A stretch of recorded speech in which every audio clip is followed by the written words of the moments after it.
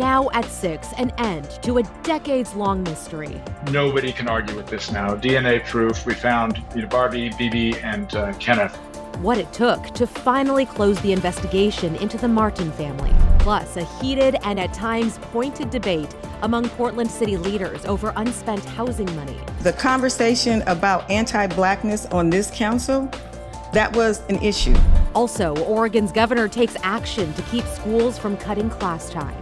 There are other options, and it just can't come at the expense of kid time. And later, a debate over the use of AI in music puts a local artist and record store at the center of controversy. They're raising moral and ethical issues about traditional musicians versus AI, and I have to respect that. But first, our top story tonight, a decades-old mystery involving the Martin family has finally been solved. Good evening, I'm Christine Pitawanich. Thank you for joining us. Today, we've learned the remains found in the Columbia River last year were officially identified as the 3 missing family members. Devin Haskins is in the newsroom for us. Devin, nearly 70 years ago, the Martin family went missing while on a winter drive. That's right. It's a mystery that sparked the interest of a local recovery diver almost 8 years ago. The Hood River County Sheriff's Office now says after DNA technology officially confirmed the identities of the 3 remaining Martin family members. The case has been closed. The decades-old mystery of what happened to the Martin family dates back to the December of 1958. The 5 family members vanished while out driving near Cascade Locks looking for Christmas greenery. The bodies of the youngest 2 family members were found months later, but the bodies of the dad, mom, and oldest child were never found. Now fast forward to 2018 when Archer Mayo, a private recovery diver, started searching the river for the family's car using his own equipment and money. In 2024, he found the car buried under 10 feet of sediment and debris. And last August, found the remains of who investigators at the time believed to be Kenneth, Barbara, and their daughter Barbie. The Hood River County Sheriff's Office says advanced DNA analysis confirmed their identities. Today, I spoke with that diver who spent 7 years diving in hopes of solving the mystery. To die is one thing, but to die and then to be in a mystery is like a whole nother level of discomfort. And there's just another tragic aspect about that, the whole mysteriousness. So the fact that nobody can argue with this now. DNA proof. We found Barbie, Bibi, and Kenneth, the daughter who was missing, and the 2 parents. It really does feel good. Archer says he's now writing a book about the 7 years he spent looking for the Martin family. He says he hopes to have that finished by the end of the year. Christine. We finally have closure. Devin Haskins reporting. Thank you for the update, Devin. In your headlines, federal law enforcement arrested a man investigators say is linked to a deadly shooting from late last year in downtown Portland. Portland police believe Jalen Harris shot and killed John Frazier and shot and wounded 1 other person on December 28th on Southwest Ankeny Street. Today, U.S. Marshals arrested Harris in Virginia. He will soon be extradited back to Oregon to face charges. And another measles exposure to tell you about tonight. People at Mount Hood Community College in Gresham may have been exposed. Here's what you need to know.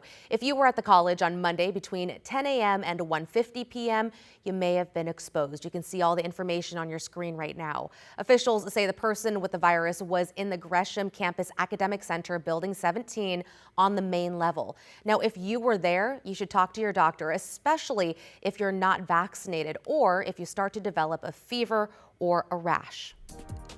Former NBA player and assistant coach Damon Jones is expected to be the first guilty plea in a widespread gambling case. The investigation led to the arrests of more than 30 people, including, as you may remember, Trailblazers head coach Chauncey Billups. Jones is accused of profiting from rigged poker games and sharing non-public injury information about star players with sports bettors. Jones previously pleaded not guilty. Billups has pleaded not guilty to his charges. He has been on unpaid leave from the Blazers since his arrest last year. And a Portland City councilor says her colleagues are not allocating enough money to Black organizations. The accusation from Loretta Smith toward Candace Avalos came last night at the City Council, or as the City Council rather, discussed what to do with more than $15 million in unspent housing money. Here's a snippet. And I hear what my District 1 counselor is saying. She don't want to support Black organizations. That's cool with me. Point I'm of gonna order, fight can for we her. not impugn the character of our colleagues, please? Well, it's the truth. When it's the truth, that is not it's not true. impugning. Counselor Avalos she has voted done- against them. that She is- voted that is not against them true. last week. She voted against them, so she didn't want them to go forward. Back in February, the city administrator disclosed more than $100 million in housing funds had not been budgeted. Yesterday, several amendments were proposed. Most were rejected. Matt? All right, Christine, look at the clearing sky we have. This is our camera out of the Dalles on the Oregon Veterans Home. There's Mount Hood for you. And we will see a clearing sky throughout western Oregon, too. I know we still have some clouds out there. 55 degrees, still pretty good wind out in the gorge, but the wind is going to settle down. The cloud is going to clear. We've got a cold air mass in place. All of those are the ingredients for frost and freezing in the western valleys, except for Portland. Because of the urban heat island effect, it'll be just a bit warmer here and in Vancouver, but we're surrounded by a frost advisory, and then where you see the purple, that's where we'll get a hard freeze, and that includes the gorge and the Hood River Valley, where temperatures will drop below 32 and in some places even to the upper 20s. Hey, even this morning, Scappoose dropped down to 30. It was 32 in Hillsborough. Portland a bit warmer. We'll see similar temperatures tomorrow morning, but maybe a degree or two cooler. So again, if your garden's out there and you've got some tender young starts that don't like cold weather, you might need to give them some protection. Cold, frosty night tonight, but boy, we got a lot of sunshine in the 7-day forecast, including tomorrow, and a much warmer weekend on the way. I'll show you how warm in a bit. Christine? Okay, thank you, Matt. Keeping kids in the classroom, that is the goal of a new executive order signed by Oregon's governor today. Several districts have cut back on school days due to budget constraints, but today's order would preserve instructional time. Jake Holter brings us the story from outside the Capitol.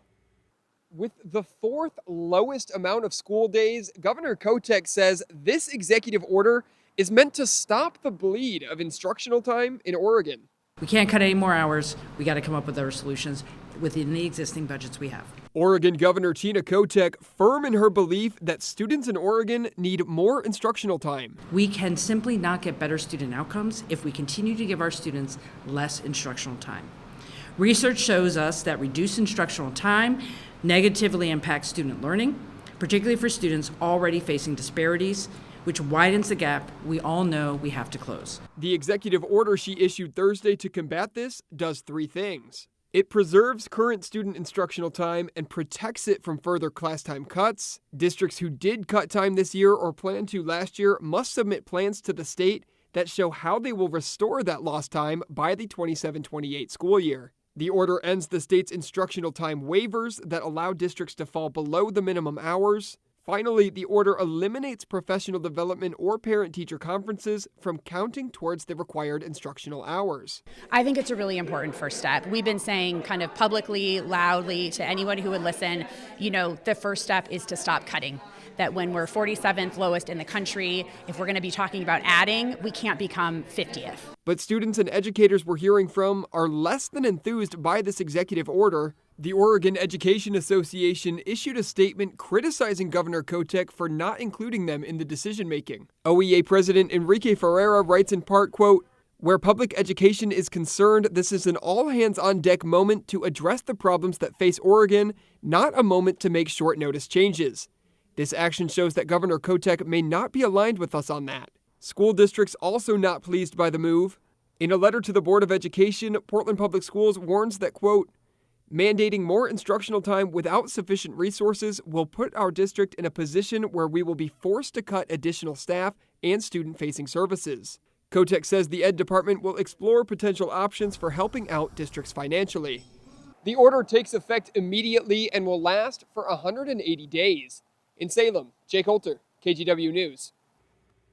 And since we're talking schools, Portland Public's superintendent had some extra help today as part of a celebration of literacy. Peninsula Elementary School was the location for a district-wide read-in featuring students, staff, Superintendent Dr. Kimberly Armstrong, and guest readers from Sigma Gamma Rho sorority. I think it continues to promote and give life to our focus on literacy. It shows that it's not just a Portland Public Schools thing, it's a community issue. As an organization that was founded by 7 school teachers, education is a hallmark of our organization, and it is important to continue that mission by contributing to the literacy of our children.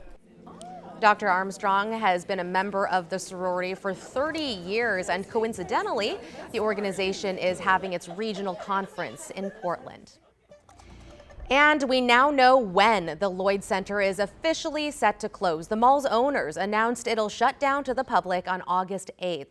Remaining tenants will have until the end of the month to leave. That month. The exceptions are Jumbo's Pickleball, Tracker's Earth, and the Regal Cinema there. They will remain open. There are currently people appealing approved plans to redesign the mall into a mixed-use neighborhood of housing and businesses.